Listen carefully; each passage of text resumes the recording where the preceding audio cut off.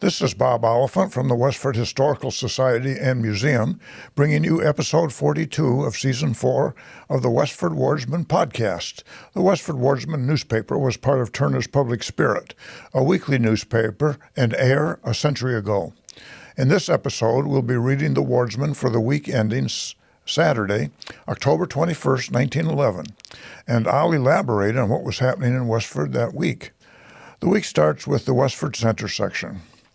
Mrs. Elizabeth Whitney and Mr. and Mrs. Walter Prescott Wright, Mrs. Whitney's son-in-law and daughter, of Brookline and Westford sail this Saturday from New York City for an extensive around-the-world cruise called the Cleveland Cruise. The steamer Cleveland is a splendidly appointed boat. Some of the principal stopping places of the party will be Madeira, Gibraltar, Port Said, Suez, Bombay, Calcutta, Singapore, Manila, Hong Kong, and Honolulu. They will arrive in San Francisco early in February. Mr. and Mrs. Wright and Mrs. Whitney were at Westford for over last Sunday. Their many Westford friends extend to them a very sincere bon voyage. The SS Cleveland ship mentioned here was of the United American Line, was built in Germany in 1908 for the Hamburg American Line. An advertisement for the Cleveland's round-the-world cruise, as it was called, indicated it would leave New York City on November 1st, 1911, for a cruise of 110 days and a cost of $650 and upwards, including all necessary expenses afloat and ashore. Ashore, that is. Sounds like a good deal. John Farrell, auctioneer, is to sell by public auction the personal property of the late Mary Brigham farm on Depot Street, Westford, on Tuesday, October 24th. The electric cars which pass the door are to run hourly from North Chelmsford all day. The sale will commence at 10 o'clock in the morning. There is a large advertisement by John Farrell, auctioneer, on the same page for this sale, and it says it contains a detailed listing of items to be sold. The life of a little daughter born to Mr. and Mrs. Walter Cutter recently, she was born on October 2nd, 1911, was of short duration and full of suffering for the little stranger. Apparently well for the first few days, a serious abscess developed, which, complicated with pneumonia, brought death on October 17th, after 14 days of life. The child has been named Florence Anna Cutter. Mr. and Mrs. Cutter have the sincere sympathy of many friends in their bereavement. Last Saturday evening, those who visited the store and post office of Wright and Fletcher, that was at 40 Main Street, which is now Muffins on Main, felt as if the town was right in line with the march of progress with its latest improvement of new electric lights. The store made a well-lighted and cheerful appearance. The same evening, the residence of Captain Sherman Fletcher, who lived at 33 Main Street across the road, was lighted with its new electric equipment for the first time, and since then, the different houses that have been wired, the workmen have been busy getting the lights ready to turn on. Mrs. Sarah Lillian and May Atwood leave this next week to spend the winter months in California. They expect to go by the Canadian Pacific route and to visit Reverend E. H. Roper and family at Seattle on the way. Reverend Elijah Roper was pastor of the Union Congregational Church in Westford Center, now the CPA.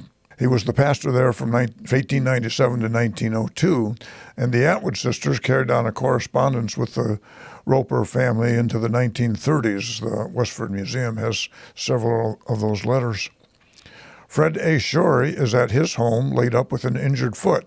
He received the injury from a heavily laden dray falling on it. One of the bones of the foot was broken, and it will be some time before Mr. Shorey can be about again. The Boy Scouts, under the direction of Dexter Cogshell, have arranged for a field day at Whitney Park this Saturday afternoon at 2:30. A good list of sports have been arranged. Dexter Cogshell was also the principal at Westford Academy. Next, we have an obituary. Augustus Bunce died at his home on Tuesday afternoon of this week. Mr. Bunce had been in poor health for some time, but at the last the end came suddenly, he having been confined to his bed but a few days. Mr. Bunce was born in Westford on September 7, 1832, making his age a little more than 79 years. Aside from a short period in young manhood, all his life had been spent in his native town, where he has been a successful farmer upon his own ancestral acres. In 1870, he was united in marriage with Miss Emily White Loker of Acton, who died a few years ago. The deceased is survived by two children, Henry Bunce, living in North Chelmsford, and Miss Mary Bunce, our town librarian, who lives at home and has given her father a daughter's faithful, loving care. He is also survived by one brother, William Bunce of Worcester, and two sisters, Mrs. Carey and Maria Bunce of Lowell. In September 1858, Mr. Bunce united with the Union Congregational Church and has always been devoted to its best interests and welfare and a constant attendant at its services while health permitted. A few years ago, an excellent historical sketch of this church appeared in these columns, written by Mr. Bunce. He was always a discriminating reader and consequently well informed on all subjects of interest, and was also a close student of nature. The secrets of plants, flowers, trees, birds, and stars were as an open book to him through the study and observation of many years. Mr. Bunce needs no eulogy. He would be the last one to desire it. His long, upright life, faithful to all of its duties, the modesty and dignity of his character, bear eloquent testimony of his worth in the hearts of all who knew him. The next section is the About Town section. The registrars of voters will meet at Healy's Hall, Graniteville, on Monday evening, October 23rd, from 7:30 to 9 o'clock, and at Abbott's Hall, Forge Village, Wednesday evening, October 25th, from 7:30 to 9 o'clock. And the last opportunity to qualify for the November election will be held at the Town Hall on Saturday, October 28th, from noon until 10 p.m. Mrs. John Perkins is making preparations to vacate the Bean Cottage at Westford Center and move into the John Decatur House on the Lowell Road. Charles W. Whitney is enlarging his poultry profits by enlarging the housing capacity. It will be a two-story affair. Oliver Desjardins of Pigeon Hill, Westford, was before His Honor Judge Atwood of Ayer last Saturday on the charge of something other than milk being sold for the Lowell market. The case was continued until today by request of his counsel, John Maloney of Ayer. The prosecutors were William Ashworth, selling agent for the milk, and Melvin Marsters, milk inspector of Lowell, and William Taylor of Westford. The school teachers of the town went to Townsend on Wednesday for educational invigoration in attending the Teachers Institute. Superintendent Ogley of Brookside Mill is keeping part of the machinery active on a water wheel revolution. The next section is entitled Banquet.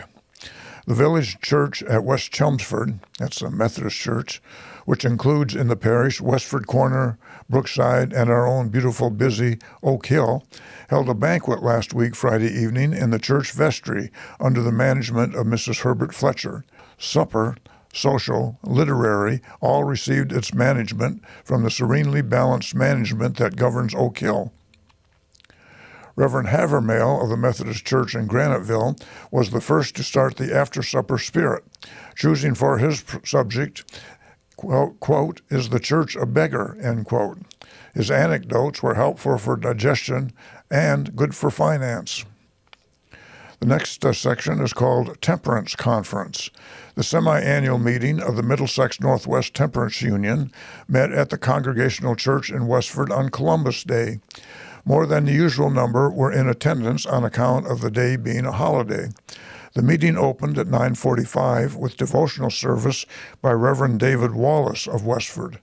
The vote in, this is a quote, "The vote in Maine and its bearing on the temperance cause at large," end quote, was discussed by Reverend Silas Adams of Concord Junction, and Reverend George Howe of Groton. Both spoke in a manner, quote, to provoke unto good works, end quote. That's a quote from Hebrews chapter 10, verse 24. But regretted the close decision in Maine.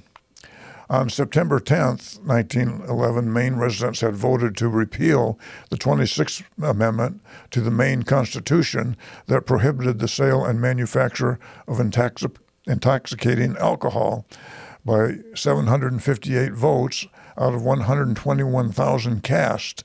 The 26th Amendment had been overwhelmingly approved in 1883 by a vote of 70,783 to 23,811. Back to the Wardsman, Reverend Herbert Johnson gave the principal address for the forenoon on the subject, the Anti-Saloon League and its work.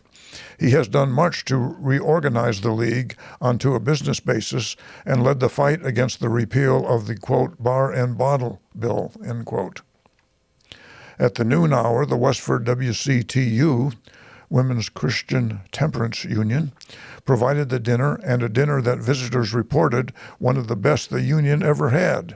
The address of the afternoon was given by Reverend George F. Kengott of Lowell on temperance.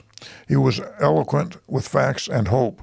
Appropriate music was provided by Mrs. Cyril Blaney, Mrs. Conant of South Acton, Miss Aletha Sims, and 5 girls, Florence Wilson, Ruth Wallace, Eleanor Colburn, Frances Wright, and Alice Wright. The next section is the Forge Village section. The Ladies' Sewing Circle met in Recreation Hall on Wednesday afternoon. Final arrangements were made for a supper, concert, and dance to be held in the hall shortly. Miss Delia Drake visited at the home of the Mrs. Martha and Irma Gaspar of Lowell on Saturday and Sunday. Mrs. Sarah Longbottom of Arlington Heights was the guest of Mr. and Mrs. William Burnett on Sunday and Monday. The infant daughter of Mr. and Mrs. Conrad Richards was christened Regina Lorraine, Rosa Maureen on Sunday. Mr. and Mrs. Mignot of Putnam, Connecticut acted as sponsors. Mr. and Mrs. Abel Reeves of Danielson, Connecticut were guests of Mr. and Mrs. Conrad Richards on Sunday. They made the trip here in their automobile. Mr. and Mrs. Amity Canton are rejoicing over the arrival of a baby girl at their home. This would have been Anna Loretta Canton, born October 16, 1911. Miss Abby Splain is visiting her sister, Mrs. Frank Rose of Belmont, for a couple of weeks. Mrs. Mary Ward and family here moved into their new home on Orchard Street. The home is one built by the Abbott Worsted Company and contains all modern improvements. Edmund Hunt and family expect to move into their house the end of this week. A parish meeting will be held on Monday, October 23rd at Groton, at which it is expected quite a number from the Episcopal mission from here, that is St. Andrew's Mission, will attend. Barges will meet electrics at Ayer for Groton. Mrs. William Burnett, the guest of her daughter, Mrs. Chester Blodgett of the Groton Ridges on Tuesday and Wednesday. William Burnett spent a couple of days in Worcester on a business trip this week. A budget of news follows, which will be of interest to the readers of this village. On Saturday, October 21st at 3 o'clock p.m., the fall meeting of the Merrimack Branch Sunday School Union will be held at St. Andrew's Church, Ayer. The schools of Ayer, Forge Village, and Shirley will be represented, and Reverend A.L. Bumpus has kindly offered the hospitality of his church and people for the meeting. It certainly should prove a most pleasant occasion for all, and the cooperation of everyone is asked to make it a thorough success. Cameron School was closed on Wednesday to enable the teachers to attend the 19th Annual Convention of the Northwest Middlesex Teachers Convention at Memorial Hall, Townsend. The next section is Graniteville. There was no session of the school held here Wednesday, for on that day the teachers attended the North Middlesex Teachers Convention that was held in Townsend. Samuel Willis is now ill at his home in this village. The members of the ELBE Club and I'm not sure what that means, have now in preparation an entertainment that will be presented in the near future, the proceeds of which will be given to charity. Mrs. A.R. Wall is now ill in the Lowell General Hospital. An operation was performed on Thursday, October 12, by Dr. A.R. Gardner, assisted by Dr. William H. Sherman. That was a success in every way, and the patient is now progressing finely. I think the doctor's name is actually Warren Sherman from Westford. On Sunday in St. Catherine's Church, both Masses were celebrated by the pastor, Reverend E.T. Schofield. Reverend Schofield also announced that First Communion would be held in the church on the first Sunday in November. The next section is called Concert and Ball. The 11th annual concert and ball, given under the direction of Court Graniteville, Foresters of America, was held in Town Hall, Westford, Friday evening, October 13th, and was a great success, the affair being well attended. Graniteville and Ford's Village were well represented, and many were present from Lowell, Chelmsford, Littleton, and surrounding towns. Promptly at 8 o'clock, the Colonial Orchestra of Lowell began the concert program, and for an hour were heard in pleasing selections that made a hit from the start. At 9 o'clock, the dancing commenced, and an enjoyable order of 18 numbers with extras continued until 1 o'clock, with an intermission at 11, during which an excellent oyster supper with hot rolls, coffee, cake, and fruit was served in the lower hall. Mrs. Arthur Blodgett was the caterer. The whole affair was very enjoyable and considered one of the prettiest dancing parties of the season. The committee in charge is to be commended for the excellent entertainment provided, and the Foresters' 11th annual concert band ball will long be remembered as the, quote, best ever, end quote. Next section is called Rally Day. Sunday was Rally Day in the Methodist Episcopal Church in Graniteville, and the services were unusually largely attended. The church was prettily decorated with autumn foliage for the occasion, and the services particularly interesting for the large number in attendance. The souvenirs for the day were also very artistic as well as instructive. The program was arranged to portray, quote, the call to you, end quote. The program was as follows: Voluntary by Albert Day, hymn All Hail the Power of Jesus' Name, scripture reading The Call of the Church by Addie Day, The Call of Our Country by William de Roan, song Onward Christian Soldiers, recitation Be Strong by Walter Robinson, song My Country 'Tis of Thee, The Call of the Children, India, Jean Farrell, China, Marjorie Phelps, Japan, Earl Robinson, Africa, Edgar Farrell, The Call of the Heathen Women, Lizzie Turner, song, The Sweet Story of Old, The Wide World Call, Albert Day, The Call to the Sunday School, Wesley O. Hawkes, The Call of the Pastor, Louis F. Havermale, song, We March to Victory. And that's the news in Westford for the week ending October 21st, 1911. Thank you for listening, and thanks to Ryan Cousins of WestfordCAT for providing technical support. You can find transcriptions and podcasts from the Wardsman at our website at museum.westford.org or visit the Historical Society's Facebook page for more Westford news from days gone by. This is Bob Oliphant, and I hope you will join us for next week's Westford Wardsman podcast. Thank you.